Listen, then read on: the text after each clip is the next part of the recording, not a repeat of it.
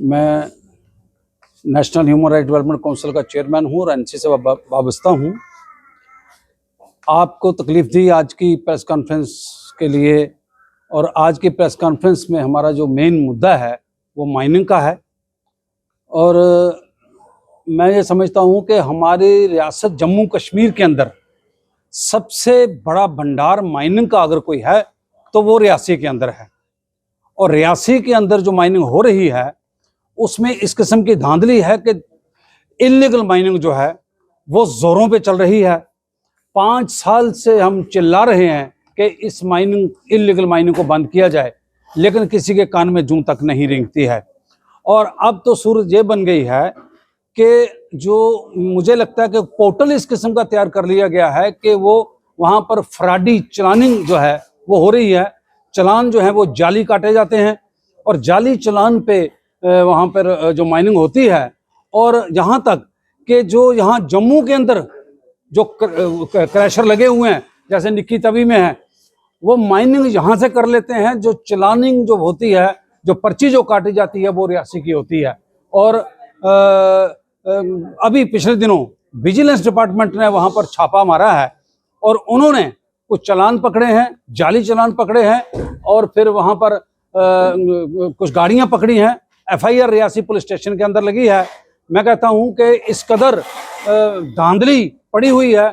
और सबसे बड़ी बात यह है कि हमारे जो गूल गुलाबगढ़ जो है, गूल गुलाबगढ़ का कोई कोना हो या कोई किश्तवाड़ का पाडर हो या लद्दाख का कोई गांव का आखिरी कोना हो, वहां पर किसी रेड़ी का अगर कोई एक्सीडेंट हो जाता है तो वहां कोई नुकसान होता है तो LG महोदय उस पर बोलते हैं।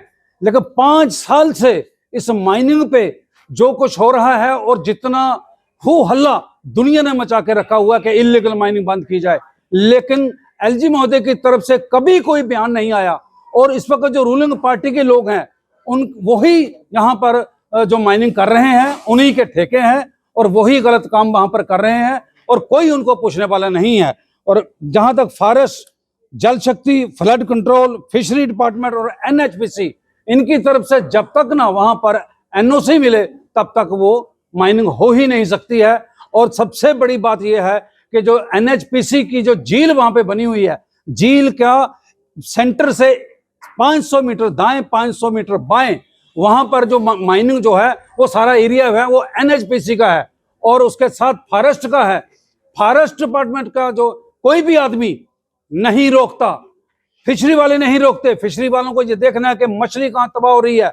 और हमारे जम्मू कश्मीर के अंदर ही नहीं बल्कि पूरे देश के अंदर एक ऐसी महाशेर मछली है जो दरिया चनाब से निकल करके वो छोटे मोटे नालों के जरिए वो ऊपर जाती है, वहां वो बच्चे देती है, बच्चे पैदा करती है, वहां खत्म कर दिया है। और रूल के मुताबिक इनको 1 मीटर से नीचे नहीं जाना है। लेकिन मैं ये समझता हूं कि 30-30, 40-40 फुट गहरे खड्डे निकाले हुए हैं। और दूसरी बात यह है कि पानी के अंदर से ये माइनिंग नहीं कर सकते, हैवी मशीनरी वहां पर नहीं लगा सकते। इन्होंने हैवी मशीनरी भी लगाई है, पानी के अंदर से वो उठाते हैं और पूरा पानी जो है वो पूरी सड़कों को धोता हुआ जाता है और कोई पूछने वाला नहीं है। अभी विजिलेंस वालों को मैं मुबारकबाद देना चाहता हूं कि उन्होंने वहां हरकत में जब वो आए उन्होंने गाड़ियां पकड़ी हैं। और हमारे इस वक्त जो DC साहब हैं ये भी इसमें जो है वो बड़े सरगर्म हैं। और रही बात जो जब इससे पहले जो हमारे डिप्टी कमिश्नर साहबा थी वहां पर, उनके तो कान में जूं तक नहीं रेंगती थी। और मैं समझता हूं कि जब इसका टेंडर करवाए गए, हमेशा होता यह है कि टेंडर जब होता है तो टेंडर के साथ ही उसके रेट फिक्स होते हैं। टेंडर पहले हो जाते हैं, रेट बाद में फिक्स किए गए हैं। लोगों को लूटने का एक बहुत ही बढ़िया तरीका इन्होंने अपनाया हुआ है।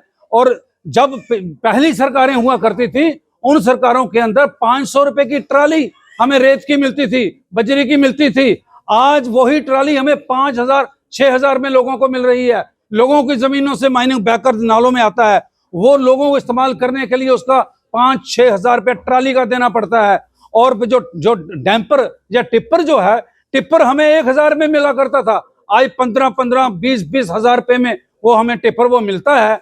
और सबसे बड़ी बात मैं आपको एक और बताना चाहता हूं कि हमारे डिस्ट्रिक्ट के अंदर जो रेलवे, कोंकण रेलवे की तरफ से बहुत बड़ा प्रोजेक्ट जो वहां पर चालू किया गया है और उसमें लाखों टन के हिसाब से जो माइनिंग इस्तेमाल हुआ है, और उस लाखों टन के हिसाब से ना सरकार के खाते में पैसा जमा हुए, ना जीएसटी काटी गई है, और वो चोरी से माल वहां पर लगाया गया है। और हम ये चाहते हैं कि उसकी इंक्वायरी हो, उसकी जो उसकी टनल हो, सड़कें हो, या डेवलपमेंट के जितने भी काम हो, बिल्डिंग्स हो जो बनाई जाती हैं, उसकी डीपीआर के मुताबिक जो है वो क्या कहते हैं उसको, पैसा जो है डीपीआर के मुताबिक रॉयल्टी जो है वो माइनिंग डिपार्टमेंट के अंदर जमा होनी चाहिए, जो कि नहीं हो रही है। माल नालों से उठ करके लग जाता है, पैसा पूरा निकाल लिया जाता है, और बहुत, मैं कहता हूँ अरबों रुपए का फ्रॉड जो है वहां पर हो रहा है। कम से कम 1000 गाड़ी जो है वो डेली वहां से निकलती है। और मैं आपको बता सकता हूं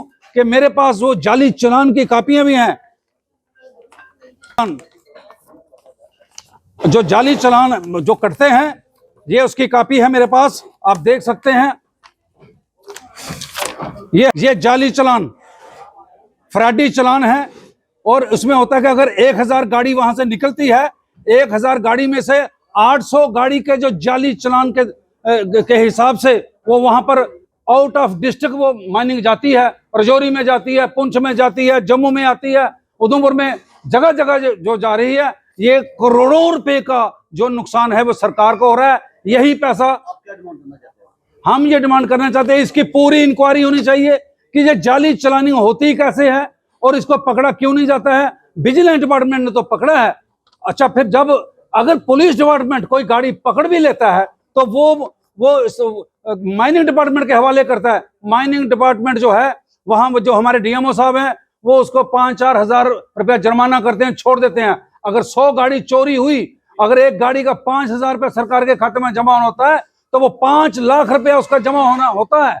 वो 5 लाख रुपए की चोरी होती है, अगर 10-20 हजार रुपया जुर्माना कर भी दिया जाए तो उनको क्या फर्क पड़ता है।